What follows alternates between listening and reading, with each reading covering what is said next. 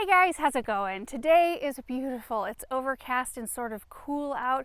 We've got two varieties of pink blooming perennials we're gonna plant, and the kids are over in the cut flower garden picking themselves some bouquets. I filled up 2 jars, gave them a pair of scissors and sent them over there. So we'll see what they come up with. I don't know if you can see them way over there. Aaron is monitoring the situation. But these right here are the perennials that we're gonna plant today. I'm so excited about these. So this is a phlox called Prismatic Pink. I think they grow like 32 inches tall. I'm gonna have to, this is a new one for me. It's not a brand new variety, but I've never planted this specific one. So 32 to 34 inches tall and a couple foot spread, I believe. Yep, zone 3 through 8.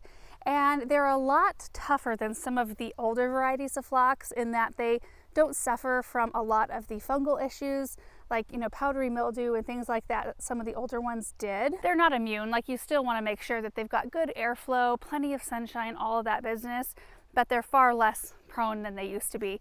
And I really like the color of these blooms. I love it when a flower has kind of that lighter pink on the outside and then the dark eye.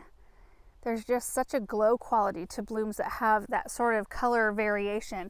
But I thought that these would look really pretty. Of course, if these were in the landscape breaking dormancy along with all my other stuff, they would not be in bloom yet. But it's kind of fun to see some color out here. And because they grow that 32 inches tall, I think they're going to make kind of a nice second layer in here. I want to leave the front layer for some other things. I've got some Stand By Me clematis, which blooms purple. There's a coral berry right here. So we've got pink berries. We've got a pink blooming, a Miss Ruby buddleia there. And there's a beech tree that has purple leaves. And these right here, these are called leucogems or snowflakes. They're a bulb that you plant in the fall and they look like giant snowdrops.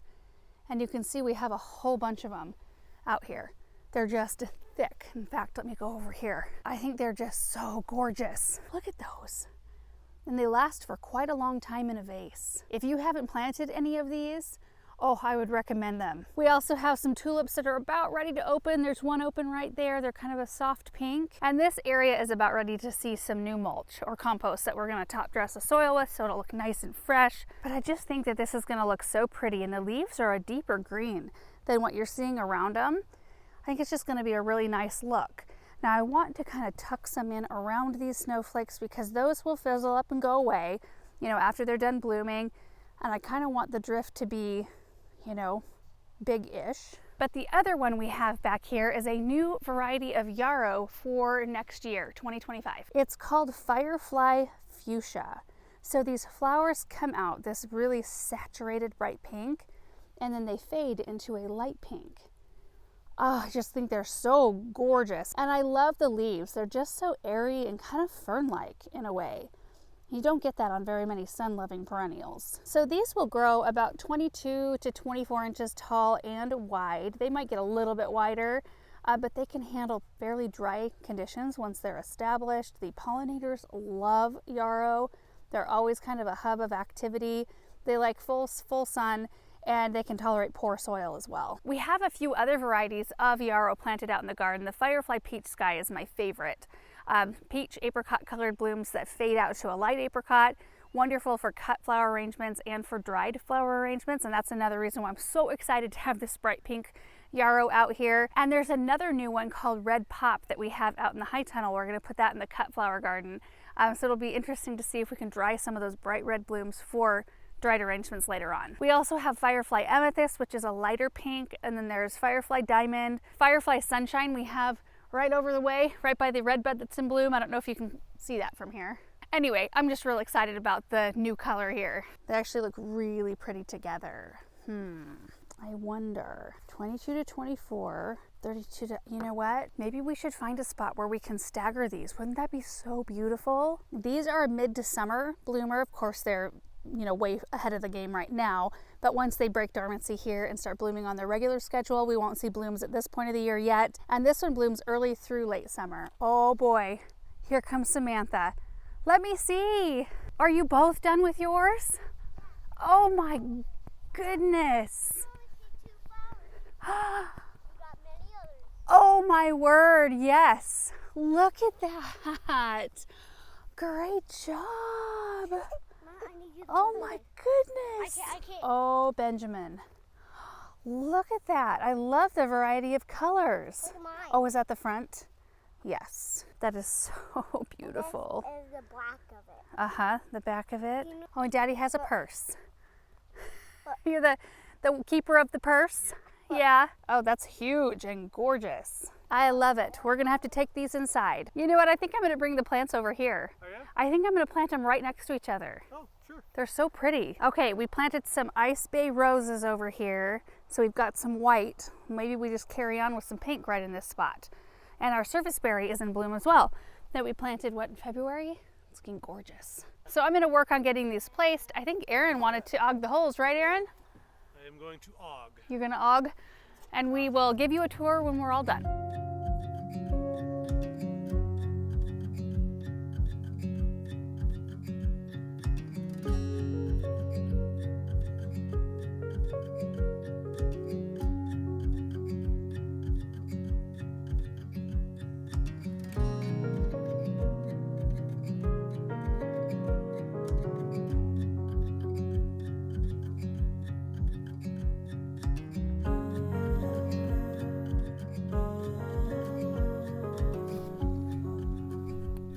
I love how these look together. I think in the first spot, what I was missing is that textural difference in the leaf structure.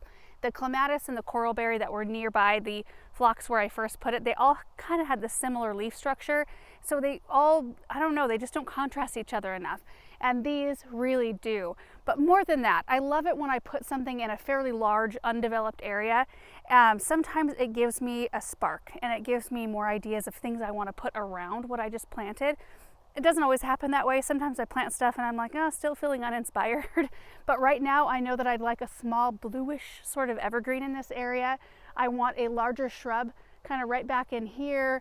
And then I want a little evergreen over here of some kind. Okay, so taking a step back, you can see the things I already have in this space are just starting to push new growth. We've got the lemon squeeze pennisetum. There is an echinacea here that's got an apricot sort of hue.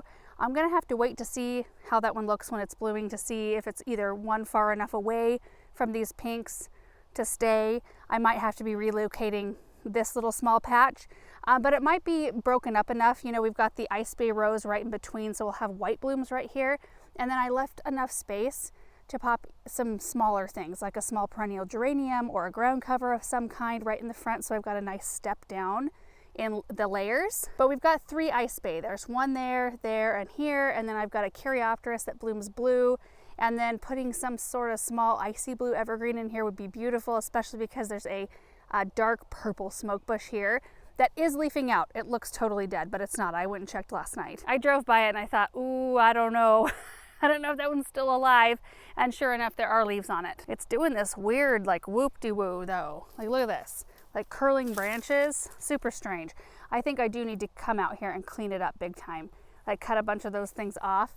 But if you look in here, it is leafing out. It's just a little slower than others. But if we put that icy blue evergreen here and then maybe like a purple buddleia or something like that back in here, and then some type of small green evergreen right here, because we've got a baby blue spruce right here, and we have space to do other things, but that's kind of what it got me thinking once these were in the ground. So again, we have prismatic pink, which grows 32 to 34 inches tall, and then the firefly fuchsia yarrow that grows about 22 to 24 inches tall. And look at the contrast in the leaves. That real feathery ferny look and the more bold deep green.